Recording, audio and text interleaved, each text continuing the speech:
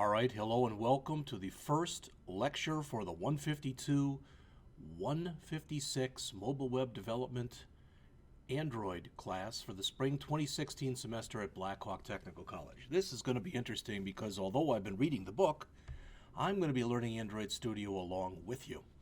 So our book is Android Studio Development, as you know, Essentials,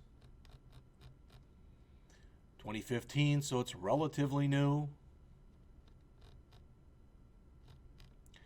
Our table of contents. What I hope to do today is to go over chapters 1 through about 7.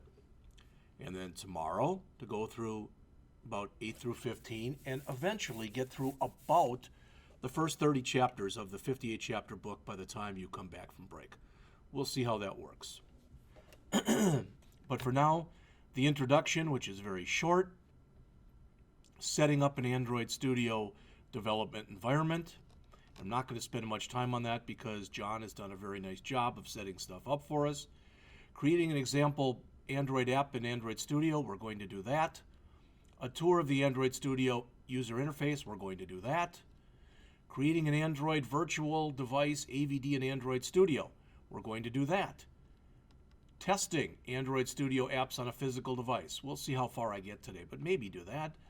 The basics of the Android Studio editor. And if I get that far that I do the first 7 today, I'll be happy as heck. Then tomorrow I'd like to come in and do an overview of the Android architecture, the anatomy of an Android application, understanding Android application and activity life cycles, handling Android activity state changes, Android activity state changes by example, saving and restoring the state of an Android activity.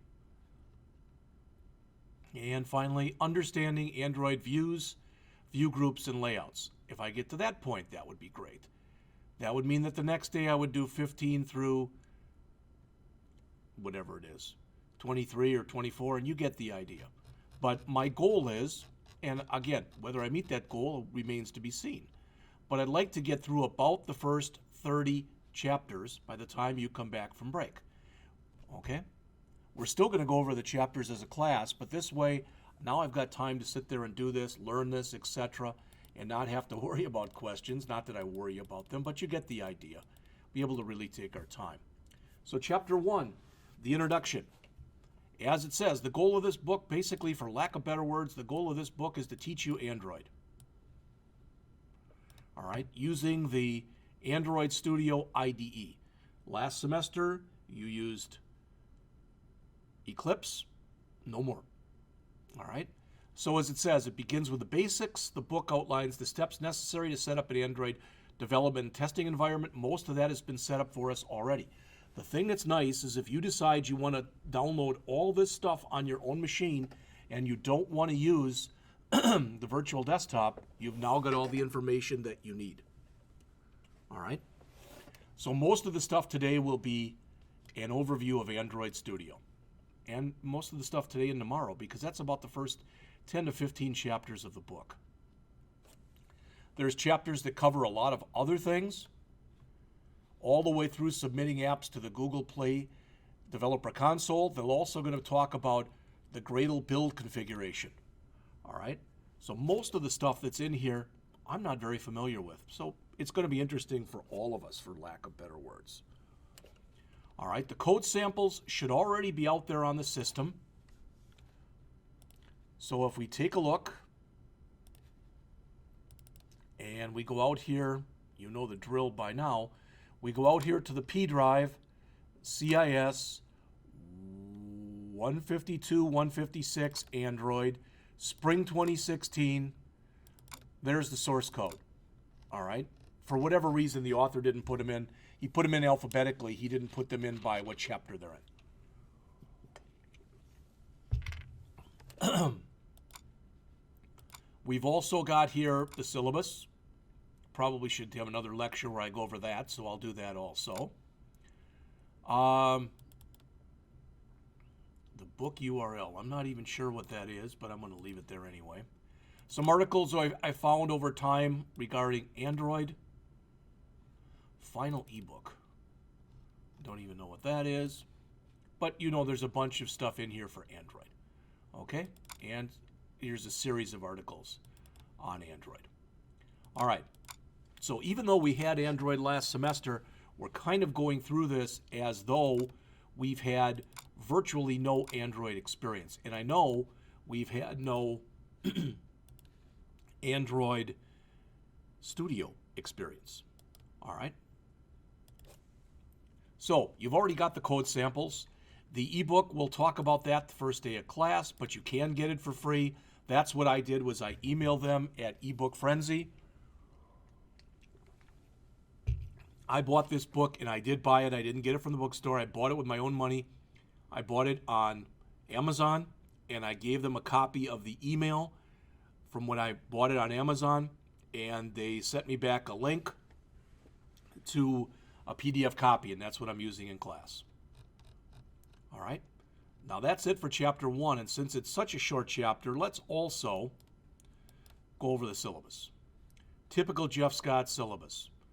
Okay, you see my office hours, 8:30 to 10 on Tuesdays and Thursdays, so that's right before we start the design and implementation projects class. And 7:30 to 8 a.m. on Mondays and Wednesdays. As always, easiest to get a hold of me by sending me an email. First version of this syllabus, class name, class time, Tuesdays, Thursdays, 1 to 2:50. Regular room number. This is taken right from Banner, so I'm not going to read it to you.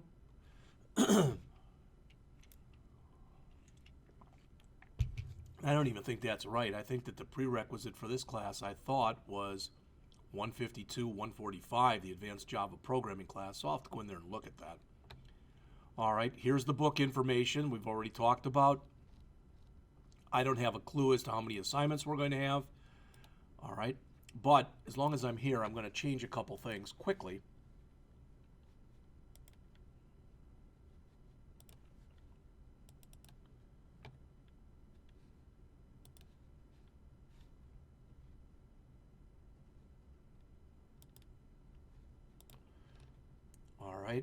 Such as, this will be 7 to 8, it won't be 7:30 to 8. I'll just put 7 a.m. to 8 a.m., so that's one thing. Like I said, let's check real quick on here. I hate doing this while I'm lecturing. But let's put in courses.blackhawk.edu, spring 2016, 152-156.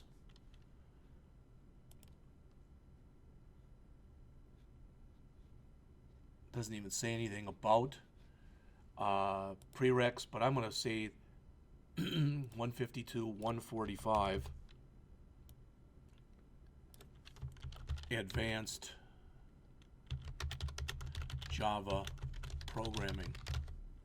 All right. Again, we will cover as much of the text as possible. The course material, as always, you already saw where it was. If we do look out on Blackboard,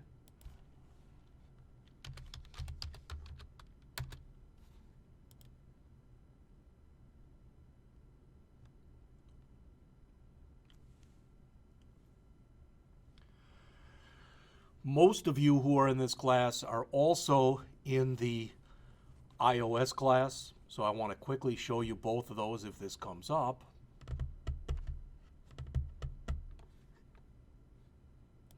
We'll tell you that'll be the end of this discussion, and then we'll go right into the Android Studio development in just a couple minutes. Doggone it.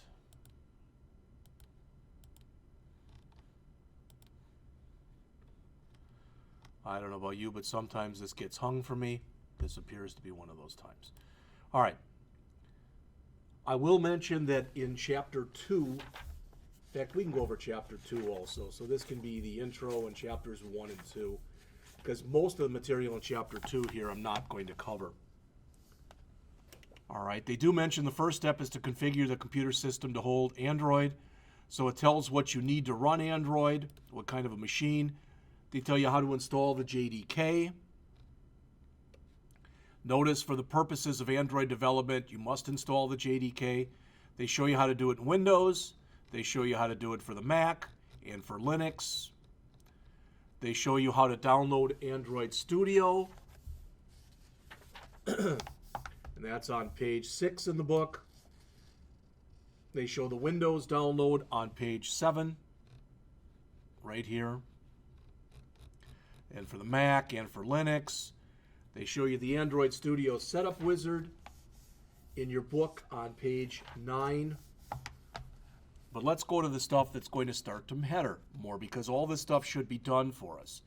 Installing the latest Android SDK packages, and I'll defer to Mr. Wanda on this, but what we've always done in the past, and we'll probably end up doing this at the beginning of the semester, is going through and taking a look at what we have installed to make sure that what you have installed and what I have installed and what John has installed, etc., are all in unison with one another. You'll get to this the same way we did it last semester. We'll go through the Android SDK Manager, and it'll come up and it'll look very similar to the way that it did last semester in Eclipse. They tell you that the packages that you should have loaded on the bottom of page 11. So again, we'll take a look at those. Next, they talk about how to do things through the command line. I don't ever plan on doing it, so you can read that if you want to, because they show you how to do it through Windows, all right, through Linux, and through the Mac. But I don't plan on ever using that, so I don't see any reason to do that. The last thing I will mention in here as we get done, and we're already finished with chapters 1 and 2. Again, from time to time, new versions. I know that right towards the end of last semester that Android was converting over from Lollipop, which is 5.1, to Marshmallow, which is 6.0. We try to run the latest and greatest in here, so we'll see if that ever becomes an issue or something we have to at all be concerned with. So I'll come back in just a minute to do the creating Android app. Let's see if it came back up. Good. So if I look here, I've done a lot of work during the break. So if we come out here to Android,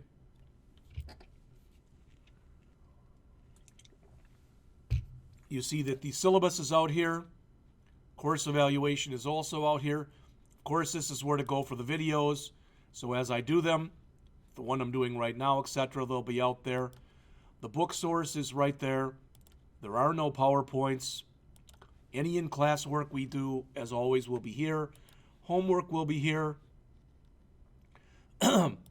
Please, please read here, because when things happen, whether I'm sick, for some reason I'm called out of class, I'll try to send announcements out as early as I can, and I did set up a discussion board.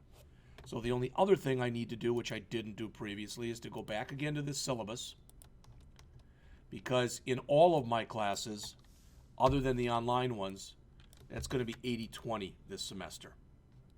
All right? So let's see.